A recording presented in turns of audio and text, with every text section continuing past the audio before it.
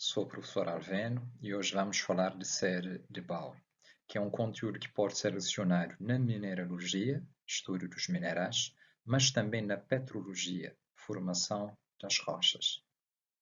Como sabemos, as rochas magmáticas originam a partir da solidificação do magma, que pode ocorrer à superfície ou em profundidade. E como nós podemos ver aqui, existe uma grande variedade de rochas magmáticas. Se tomarmos o caso do gabbro e do granito, são ambas rochas que se solidificaram no interior da Terra. São, portanto, rochas magmáticas plutónicas ou intrusivas. Mas, mesmo a formando no mesmo lugar, no interior da Terra, são totalmente diferentes. Temos o gabbro, que é uma rocha escura, é considerada melanocrata, e temos o granito, que é uma rocha clara, considerada leucocrata. Por que essas rochas apresentam tantas diferenças? Bem, Norman Bowen, que era um petrólogo canadense, desenvolveu estudos que nos permitem entender como é que formam os minerais, que são, no fundo, a base para a formação das rochas. Mas Norman Bowen e seus associados sabiam que a fusão do magma e a cristalização dos minerais ocorre em profundidade. E como sabemos, no interior da Terra existe elevada temperatura e pressão. Portanto, seria impossível para qualquer ser humano ou cientista estudar esses processos a olho nu. Então, Bowen tinha que recorrer a métodos indiretos de estudo da Terra. Então, Bowen reduziu as rochas magmáticas a pó, levou a um forno a altas temperaturas e obteve, assim, magma artificial. Agora, posteriormente a isto, utilizou diversos processos de arrefecimento, ou seja, esfriamento, e percebeu que os minerais não formam todos ao mesmo tempo. Primeiro, formam os minerais com elevado ponto de fusão e só depois é que vão formar os minerais com baixo ponto de fusão. Isto quer dizer que a formação de minerais não acontece de forma simultânea, mas sim fracionada. Este processo complexo, Bowen denominou de cristalização fracionada, ou seja, cristalização em partes. Aqui nós temos as conclusões tiradas por Bowen. A formação dos minerais podem ser divididas em dois ramos ou em duas séries. Uma dessas séries chamou de série descontínua e a outra série contínua. Podemos destacar aqui alguns pontos importantes. Os minerais como a olivina e a anortite são os primeiros a cristalizarem. Por quê? Porque têm um elevado ponto de fusão. Portanto, cristalizam a altas temperaturas. O quartzo, visto que tem baixo ponto de fusão, é o último a formar, porque cristaliza a baixa temperatura. Também outra coisa que nós podemos destacar aqui é que as olivinas são ricas em ferro e magnésio, mas à medida que vai se formando novos minerais, vai ter menos ferro e magnésio, mas por outro lado vai ter mais sílica. Agora podemos falar de cada uma dessas séries de forma individualizada. Aqui nós temos a série descontínua. Por que é que tem esse nome de série descontínua? Porque não há continuidade. Os minerais que vão se formando têm estrutura e composição química diferente. Portanto, a olivina forma-se em primeiro lugar, as piroxenas logo a seguir. As piroxenas, em comparação com a olivina, não têm estrutura química nem composição igual.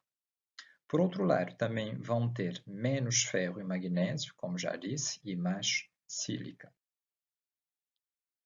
Analisando de perto o experimento de Bowen, se repararmos o magma ao pormenor, podemos ver que o magma é composto por uma grande diversidade de elementos químicos. E à medida que a temperatura vai diminuir, o que acontece é que o magma esfria. E esses elementos químicos aqui presentes no magma vão combinar entre si para formar os minerais. Como nós já vimos, o primeiro mineral a se formar é a olivina, que é um mineral que se forma muito facilmente. É rico em ferro, magnésio e sílica. Algo que nós podemos destacar da sua estrutura atômica é que os tetraédricos de sílica não partilham nenhum átomo de oxigênio. Não partilham nenhum átomo de oxigênio. Logo a seguir, à medida que a temperatura vai diminuir, vai formar um outro mineral parecido com a olivina, que é a piroxena. As piroxenas são compostas também essencialmente por ferro, magnésio e sílica, igualmente a olivina. Qual é a diferença? É na estrutura química, na estrutura atômica. Se analisarmos aqui ao pormenor, podemos ver que, ao contrário das olivinas, onde não há partilha de oxigênio, aqui já um tetraédrico de sílica partilha oxigênio. Após formarem a olivina e as piroxenas, que são ricos em ferro e magnésio, podemos dizer que as quantidades de ferro e magnésio presentes no magma vão se tornando cada vez menor. Isto quer dizer que, à medida que diminui a temperatura, os próximos minerais a serem formados terão de usar outros elementos químicos presentes no magma. Irão formar posteriormente as anfíbolas, que, por outro lado, são ricos em sódio, cálcio e sílica e possuem poucas quantidades de ferro e magnésio. O que é que nós podemos destacar aqui na estrutura química? É que possui dupla cadeia de sílica.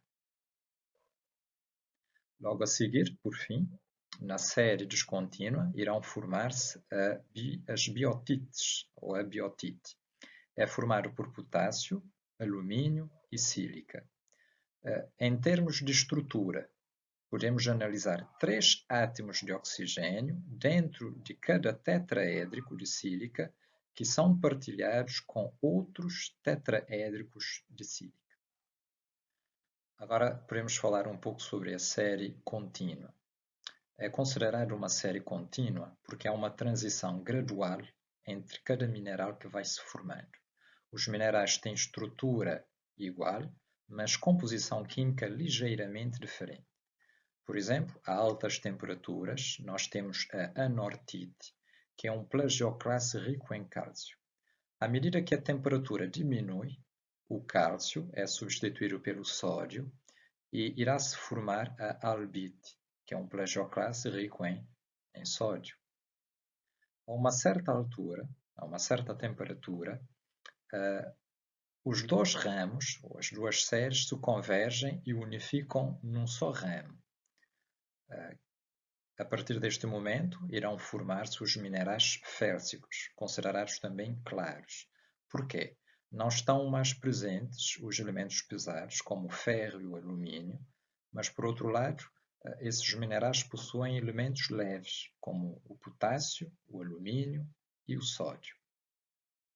Irão-se formar a moscovite e o feldespato potássico, que são ricos em alumínio, sódio e potássio.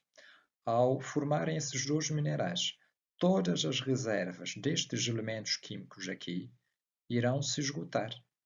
Isto significa que o quartzo, ao formar-se, terá de utilizar os elementos que restarem, no caso a sílica e o oxigênio.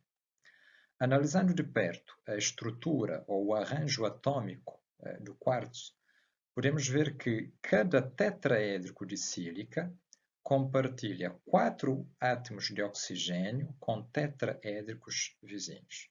Portanto, há uma ligação química bem forte aqui. Considerando esta ligação química e o fato do quartzo cristalizar a baixa temperatura, todas estas razões fazem com que o quartzo seja muito estável nas temperaturas da superfície terrestre e que seja também muito resistente ao intemperismo. Tendo isto em mente, analisando a areia encontrada numa praia de mar, mesmo podendo ser transportada pelo vento a grandes distâncias, podemos notar aqui que é composto essencialmente pelo quartzo. Esta é a nossa aula de hoje. Obrigado pela vossa atenção.